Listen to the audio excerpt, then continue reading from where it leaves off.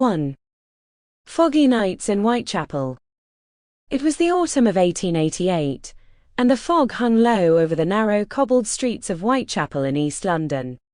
The district was a labyrinth of dark alleys and crowded tenements, home to the poorest of the poor. It was here, in the heart of Victorian London, that a shadowy figure would come to be known as Jack the Ripper, terrorizing the city and earning a place in history as one of the most infamous, elusive serial killers of all time. The crimes were brutal, calculated and vicious, yet they seemed to come from nowhere, leaving behind no clear trace of the killer's identity. The victims were women, mostly prostitutes, lured into the darkness by a man whose true nature has been debated for over a century. But who was Jack the Ripper? Why did he choose the streets of Whitechapel as his hunting ground? And how did he manage to evade capture, disappearing into the fog just as quickly as he struck? The mystery has fascinated detectives, historians, and crime enthusiasts for over 130 years, spawning endless theories and conspiracies. The truth, however, remains locked in the shadows. 2. The Whitechapel murders. Whitechapel was no stranger to crime and violence. By the late 19th century, the area was overcrowded, rife with poverty, and home to a transient population.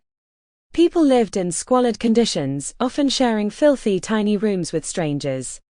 The streets teemed with prostitutes, drunks, and the homeless, and the police force was spread thin, struggling to maintain order in such a desperate place.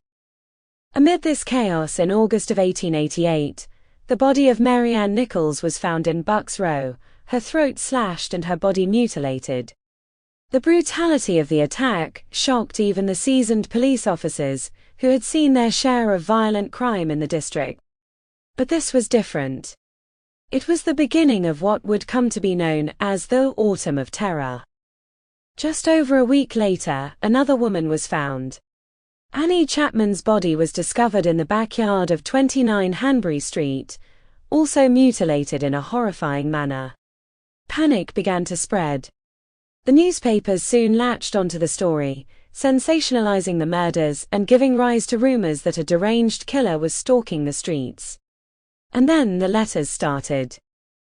One letter in particular, signed Jack the Ripper, was sent to the Central News Agency and became infamous.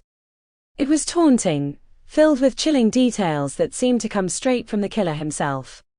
Whether or not the letter was genuine remains a point of contention, but the name stuck.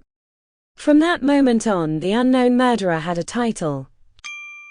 Sample complete. Ready to continue?